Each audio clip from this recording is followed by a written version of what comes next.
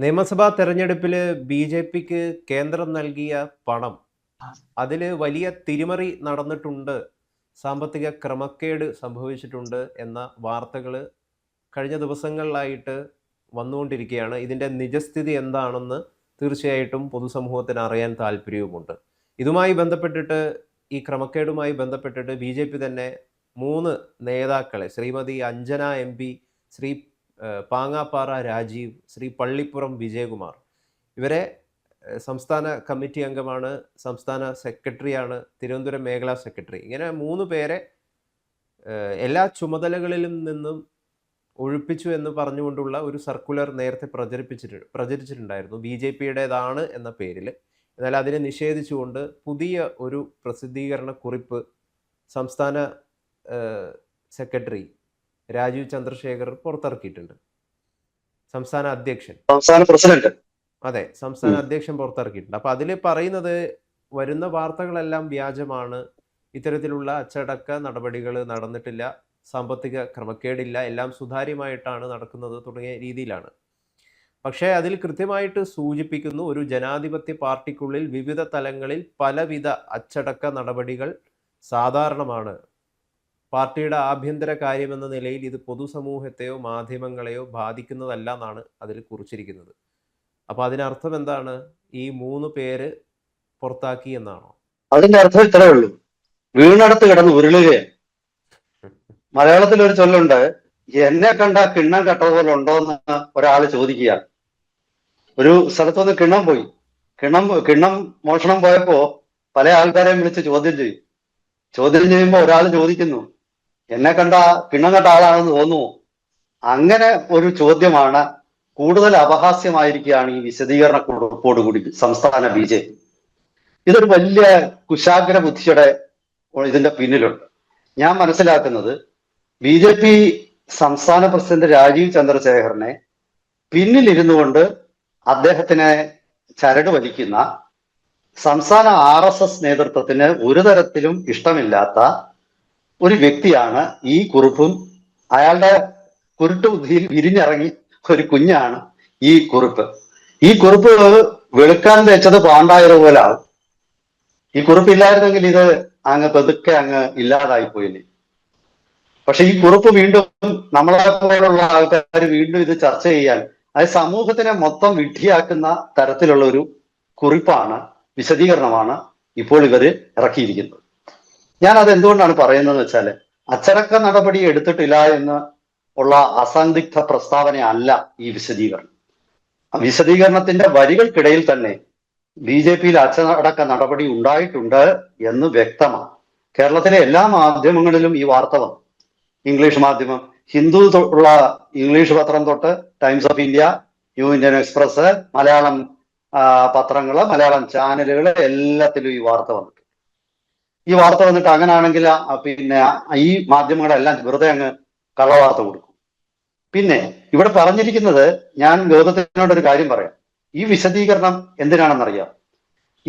ഇങ്ങനെ ഒരു സംഭവം കേരളത്തിൽ നടന്നു എന്നത് പുറത്തു വന്നപ്പോൾ ഇവരിൽ ആരോ തന്നെ ആയിരിക്കാനാണ് സാധ്യത. ഇതിനെ പ്രതിരോധിക്കാൻ വേണ്ടി അവരൊരു കൊച്ചു ബുദ്ധി പ്രയോഗിച്ചു.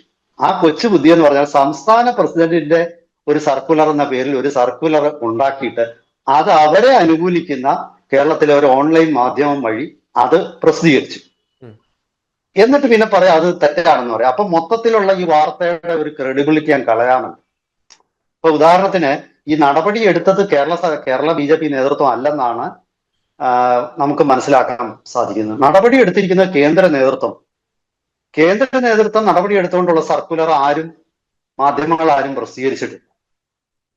മാധ്യമങ്ങൾ പ്രസിദ്ധീകരിച്ചത് കേരള സംസ്ഥാന അധ്യക്ഷൻ രാജീവ് ചന്ദ്രശേഖർ ഇവർക്കെതിരെ നടപടിയെടുത്തു എന്ന് പറയുന്ന ഒരു സർക്കുലർ ഒരു ഓൺലൈൻ മാധ്യമം അത് പ്രസിദ്ധീകരിച്ചു.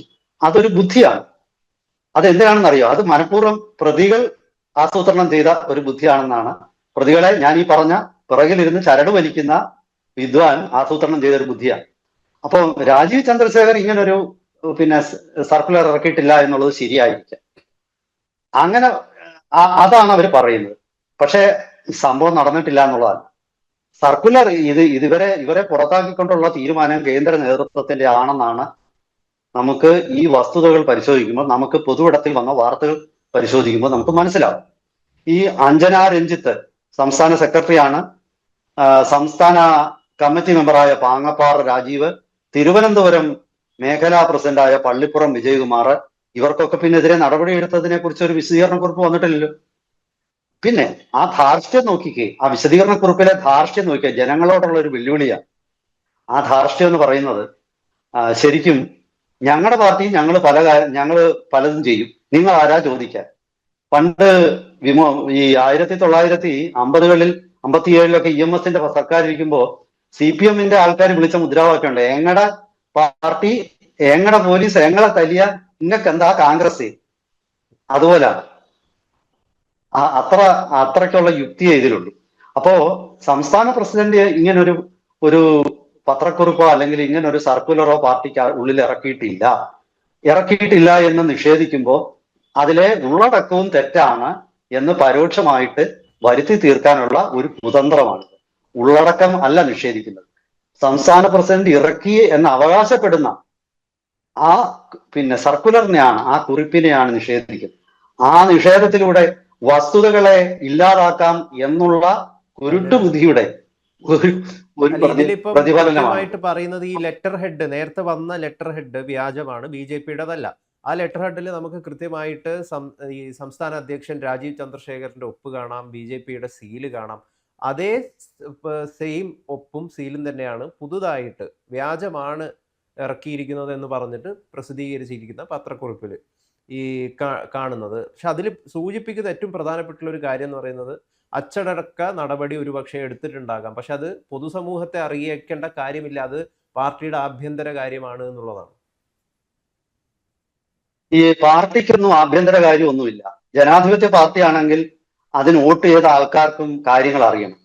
ഇത് കേരളത്തിലെ കമ്മ്യൂണിസ്റ്റ് പാർട്ടിയുടെ അതേ സ്വരമാണ് BJP-ക്കും. പേരിൽ വ്യത്യാസമുള്ളൂ, ചുവപ്പും കാവിയും തമ്മിൽ വ്യത്യാസമില്ല എന്നുള്ള ആരോപണങ്ങൾ ഇത് വരുമ്പം ശരിയാണ്. ഒരേ രീതിയിലാണ് സംസാരിക്കുന്നത്, ഒരേ രീതിയിൽ. അതൊരു ധാർഷ്ട്യമല്ലേ. ജനാധിപത്യ പാർട്ടിയാണ്. ഇപ്പൊ RSSൽ എന്ത് നടന്നു എന്നുള്ളത് ജനം അറിയണ്ട എന്ന് പറഞ്ഞാൽ പോലും നമുക്ക് അതിനകത്തിൽ കുറച്ചൊരു വിശ്വാസ്യതയുണ്ട്. കാരണം അതൊരു ഇലക്ഷന് നിൽക്കുന്ന സംഘടനയാണ്. പക്ഷേ BJP അങ്ങനെയല്ല. BJP ഇലക്ഷന് അഭിമുഖീകരിക്കുന്ന ഏത് കാര്യത്തിനും പൊതുജനത്തോട് മറുപടി പറയാൻ ബാധ്യതയുള്ളൊരു സംഘടനയാണ്. ആ സംഘടനയ്ക്ക് ഈ പറയുന്ന കേന്ദ്ര നേതൃത്വം ഫണ്ട് കൊടുത്തത് BJP നേതാക്കന്മാരൊക്കെ രാവിലെ പോയിട്ട് റോഡ് പണി ചെയ്ത് മൈക്കാട് പണി ചെയ്തിട്ടാണ് അല്ലല്ലോ. ഇത് പൊതുജനങ്ങളിൽ നിന്ന് പിരിച്ച സംഭാവനയാണ്.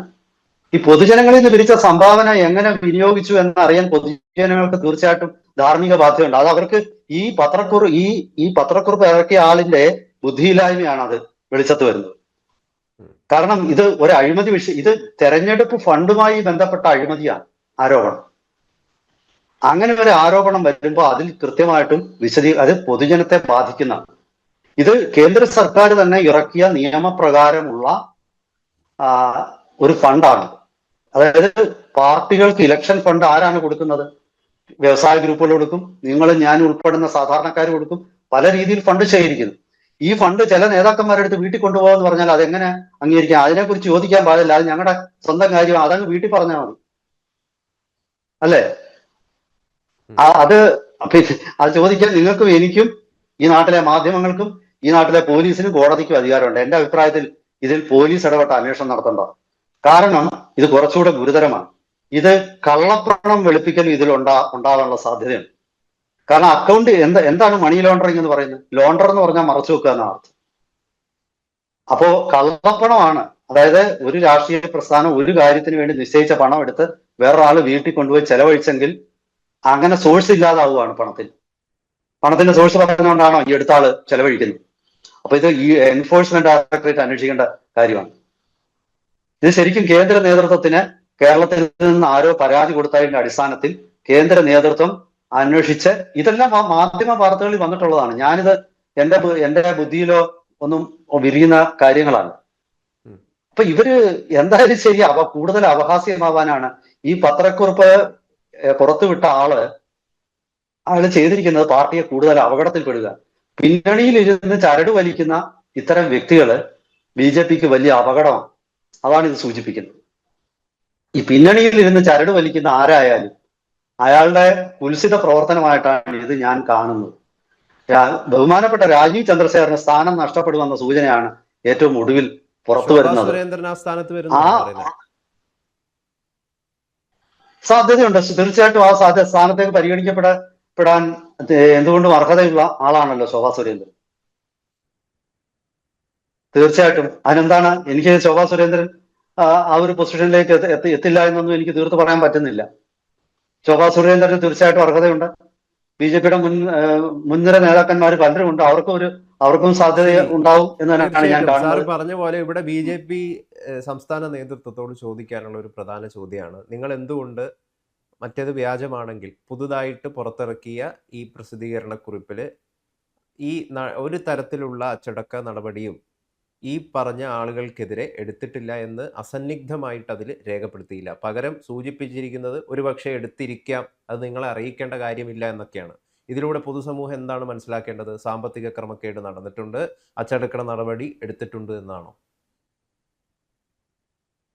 ഇതിലൂടെ പൊതുസമൂഹത്തിന് ഈ രണ്ടാമത്തെ BJPയുടെ ഈ പത്രക്കുറിപ്പിലൂടെ സ്വയം അപഹാസ്യമായ BJP പൊതുജനങ്ങളുടെ മുന്നിൽ ഒരു കൺഫെഷൻ നടത്തിയിരിക്കുക. ആ കൺഫെഷൻ എന്താണെന്ന് വെച്ചാല്, ഞങ്ങൾ തെറ്റ് ചെയ്തിരിക്കുന്നു, അതിനോടൊപ്പം ഒരു ധാർഷ്ട്യവും. ശരിക്കും ഇപ്പൊ ഗൗതം പറഞ്ഞതുപോലെ പാർട്ടി പറയേണ്ടിയിരുന്നത്, ഇതിൽ പറഞ്ഞിരിക്കുന്നത് മുഴുവനായി വാർത്ത അവാസ്തവമാണ്, അഞ്ജന രഞ്ജിത്തിനെ ഞങ്ങൾ അച്ചടക്ക നടപടിക്ക് വിധേയയാക്കിയിട്ടില്ല, അതുപോലെ പാങ്ങപ്പാറ രാജീവിനെതിരെ അച്ചടക്ക നടപടി ഉണ്ടായിട്ടില്ല, പള്ളിപ്പുറം വിജയകുമാറിനെതിരെ അച്ചടക്ക നടപടി സ്വീകരിച്ചിട്ടില്ല,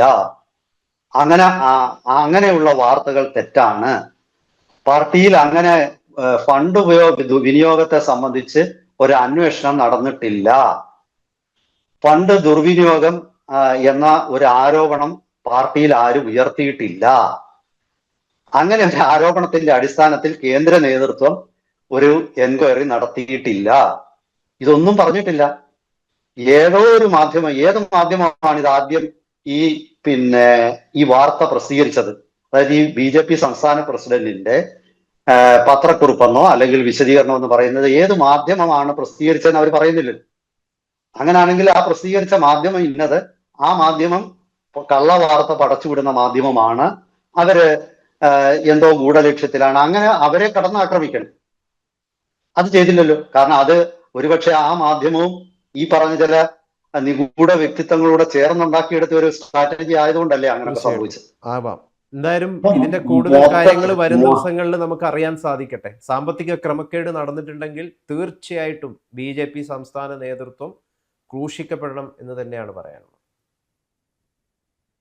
തീർച്ചയായിട്ടും ഇതിന്റെ പിന്നിലുള്ള എല്ലാ നിഗൂഢ ശക്തികളുടെയും പേരെടുത്ത് പുറത്തു കൊണ്ടുവന്ന് അവരെ പാഠം പഠിപ്പിക്കണം. അതാണ് ഞാൻ പറയുന്നത്. കാരണം BJPയിൽ ജനങ്ങൾ അർപ്പിച്ച ഒരു വിശ്വാസമുണ്ട്. BJP മറ്റു രാഷ്ട്രീയ പാർട്ടികളെ പോലെ അല്ല എന്ന് ചിന്തിച്ചിട്ടാണ് ജനമൊക്കെ ഇക്കാര്യത്തിൽ ഇടപെട്ടത്. ദൗർഭാഗ്യവശാൽ അങ്ങനെ ഒരു വിശദീകരണമല്ല പുറത്തു വന്നിരിക്കുന്നത്. യഥാർത്ഥത്തിൽ ഒരു വളരെ വ്യക്തവും കൃത്യവുമായ ഒരു വിശദീകരണം പുറത്തു വരട്ടെ എന്നെങ്കിലും നമുക്ക് ആശംസിക്കാം. തീർച്ചയായിട്ടും.